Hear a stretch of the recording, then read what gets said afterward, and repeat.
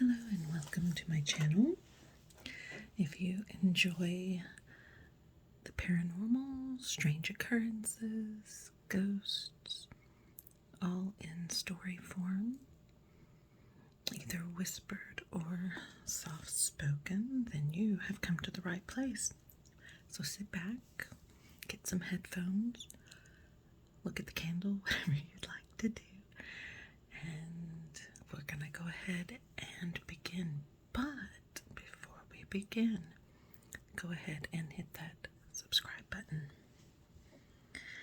Our story today is titled Daniel Douglas Home. The Victorian sorcerer scientist could not discredit. Daniel Douglas Home was born near Edinburgh on March 20th, 1833. His father, William Home, was the illegitimate son of Alexander, 10th Earl of Home, who died in 1841. Little is known of Daniel's early life, but when he was 4, the 8th child of the Home family started to see pictures of future events of which he could not possibly have had any knowledge. The family showed little surprise at Daniel's gift of second sight, for his mother was herself a clairvoyant, descended from a clan of Highland seers. Mr. and Mrs. Home, who could not afford to feed and clothe their latest child, left him in the care of an aunt, who reared young Daniel until he was 9. At that age, Daniel's aunt took him to America to be reunited with his family in Connecticut. In 1850, 17-year-old Daniel became a convert to the new doctrine of spiritualism at a time when the United States was in the grip of a psychic contagion. 3 years earlier at Arcadia, New York, 2 girls, the infamously fraudulent Fox sisters, had sparked a psychical mania after convincing the gullible that spirits of the departed were communicating from the other side by rapping on the walls and furniture of their home. The Fox rappings incident was but the first of a series of widely reported accounts of supernatural goings-on in New York, which inaugurated the movement of modern spiritualism. The conversion to this controversial movement came about when Daniel Home realized that he possessed a psychic talent which manifested itself by the onset of strange knocking sounds which echoed about his Connecticut home. This naturally frightened his family, but the last straw came when the furniture of the house began to glide about. Daniel's aunt was terrified by the animated chairs and dancing table, and several ministers of religion were called in, but they could not halt the manifestations. The holy men would merely leave after blaming diabolical forces. The finger of suspicion finally pointed at Daniel. The Home family realized that he was always in the house when the strange phenomenon occurred, and on several occasions his father caught him smirking at the sight of distraught family members being chased by a dining room chair. Enough was enough. The mischievous cynosure was turned out into the street to fend for himself. He wandered aimlessly for years, staying with friends here and there, but never settling down. Wherever the teenager went, so did the supernatural disturbances. But far from being a nuisance, these psychical commotions proved to be the roaming youth's bread and butter. He gave seances and developed a repertoire that was similar to the stock in trade of contemporary spirit mediums. Home would arrange for guests to sit around a table. He would go into a trance, and soon rappings and spiritual voices would pierce the deadly silence.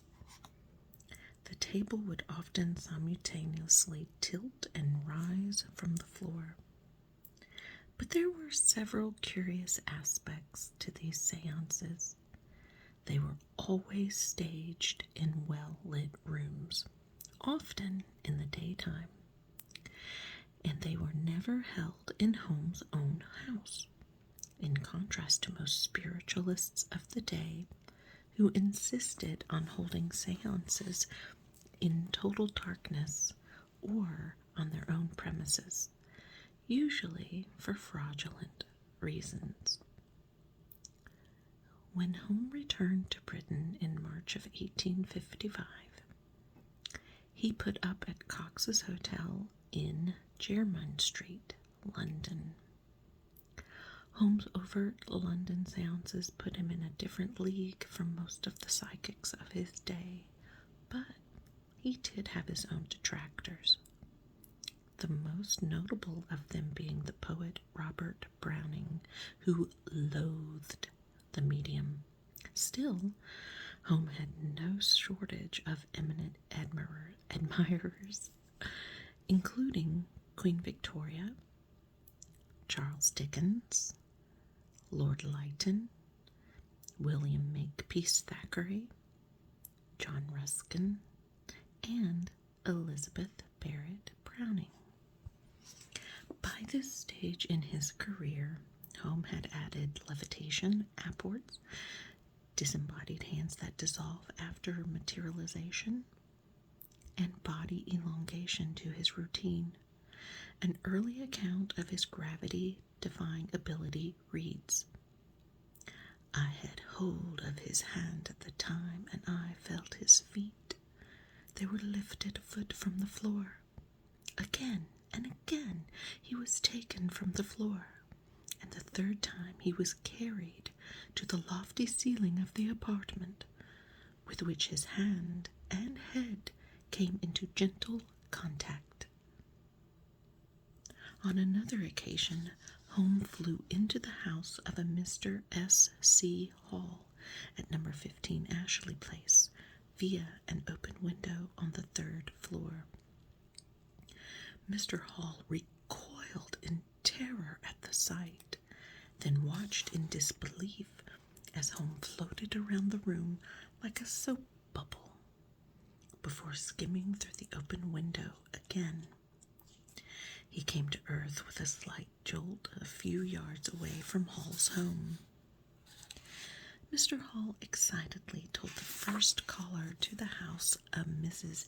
Henrietta Ward, about Holmes' flight, and he declared, "I don't doubt the day when he will float around St. Paul's." Between the years 1855 and 1864, Home traveled around Europe, performing at the courts of Holland, France, Russia, and Prussia. His series of seances in the, I'm not sure if I'm saying this right, Tuileries in Paris greatly impressed Napoleon III and the Empress Eugenie, and he even received an audience with the Pope. In 1859, he married a goddaughter of the Tsar, a beautiful young lady, charming and possessed of means, but she died 4 years later. In 1871, the multi-talented physicist and chemist Sir William Crookes investigated home. Crookes subjected the famed medium to a number of tests, beginning with a simple experiment designed to measure Holmes' alleged ability to move objects at a distance, telekinesis. Crookes asked the psychic to move a spring balance at the end of the room. Holmes easily achieved this, which shocked and intrigued Crookes. The scientist then instructed Holmes to sit at a table under which a closed copper cage was situated. The cage contained an accordion, which Crookes asked Holmes to play using his telekinetic powers. Holmes obliged. The accordion played by itself, even though it was untouched by human hands. It continued to play even when Holmes moved away from the table. Holmes also gave a startling demonstration of his immunity to fire. He reached into an open fire in front of Crookes and stirred the burning coals with his hand. He then picked up a piece of red-hot coal as big as an orange, according to Crookes, and proceeded to blow on it until it became a white hot. He later put the incandescent lump of coal back into the fire, and when Crookes examined Holmes' hand, he was baffled to see that the medium had suffered no burns whatsoever.